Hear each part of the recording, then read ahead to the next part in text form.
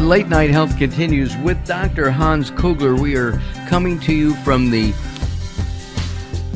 garden of Darrell Wayne at Wayne Manor. And if you listen carefully during the show, every now and then I hear a big bird twill. I don't know. Do you know what that is, Darrell? There are mockingbirds, and there are crows, and there are woodpeckers, and then just the regular sparrows. And seagulls, of course. And seagulls, of course. I heard something. 2 miles from the ocean. Got it. Really a very pretty area, and great to be broadcasting from here. Hans, let's talk about the environment now. How does the environment affect anti-aging, the aging process? Well, that's really where we have all those synthetic people coming in, right? With the genetically modified foods. Right? And the conditions that they are trying to impose in the name of science, right? We need to do this and this. No, ask God about it, and they're going to tell it that this doesn't work. So the environment, I mean, we're based in Southern California. We don't use public transportation. We all drive. We have cars. It's not. We're really not environmentally as safe as we should be, though there are more and more. But we're getting there. We're getting there. More and more cars, without gas, that don't burn gas and have zero emissions, are coming on the market, and people are buying them. I think the Tesla, the new Tesla, people, magnificent, like billions of dollars worth of right, of and more and more we're going in the same direction, right? Exactly. I mean, everybody knows that, and there's no question about it. But right? does smog and that affect our aging? Definitely. And that's really where the real problem is. Right from the beginning, in respect to the environment, all the experts says you have to make decisions right now and don't delay and so on. And don't take shortcuts and don't do gimmicks. What are they doing? Shortcuts, gimmicks, and delays. And you see it going on right now with all these fires that you have everywhere else, right? I mean, there's no question about it. They warned us about this because what they're spraying up there, and that is still kept covert. Those chemtrails spraying, right? I mean, up in altitude. What are they spraying up there? Okay. Anyway, because they wanted to make sure that this goes back to the equilibrium, the temperature is kept at a very nice equilibrium and so on.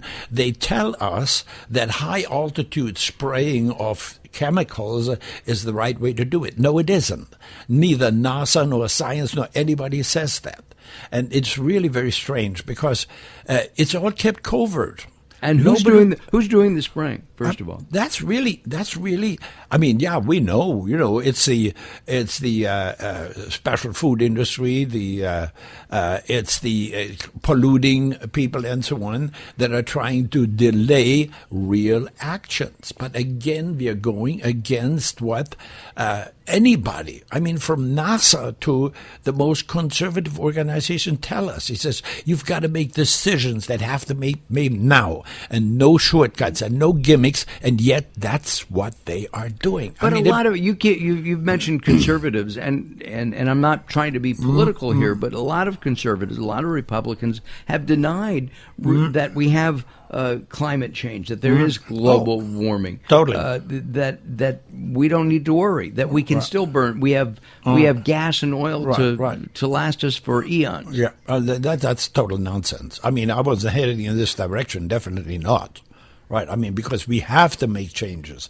And the changes that they are doing, they are so Frankensteinish, so improvised, so unscientific, that it blows your mind when you take a closer look at what's happening, right? And you ask yourself, I mean, who is behind this, right? And it's covert. Nobody really knows where. Yeah, it's somewhat government endorsed, right? When they're flying those airplanes at very high altitude and they're spraying the chemicals up there that are supposed to, intercept or prevent some sun energy from hitting the ground. But that's not what it is all about. I'm going to use the word conspiracy. That's what a lot of people are saying, and it actually goes a little bit farther. It goes a little bit farther to actually literally good against evil, right? Because what they're doing really is just unbelievable. I mean, it makes no sense at all. And it's just money, money, money. How do we know that they're spraying, Hans? I mean, Oh, it's very simple. Okay. Yeah, a friend of mine in Northern California, they have a very large organic farm. And sometimes when this stuff comes down in rain, it burns the crops, it destroys them.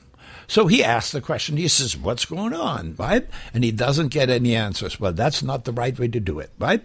So he actually has a lot of money, and he pays meteorologists to keep an eye on things. And when he does so, they let them know when this stuff is going to come down, a little air disturbance and rain, and you analyze the rain, right? And you analyze the rain, and guess what's in there? Aluminum, barium, strontium, right? I mean, it is just amazing the crap what they're putting in there as a shield against sunlight. If somebody wants information from you on your website, give it to us, please. Okay, it's very simple. Well, actually, right now, WorldHealth.net. Yeah. WorldHealth.net, because I just looked at it. It's really terrific. And if you don't get that, if you can't remember that, just look it up at latenighthealth.com, and we'll be able to share with you there. Right. Hans, we'll see you again. You'll bring... Anytime. Okay, I you'll mean, come it is back? magnificent to bring my message out there. We need to do that. And we're glad to help you share it.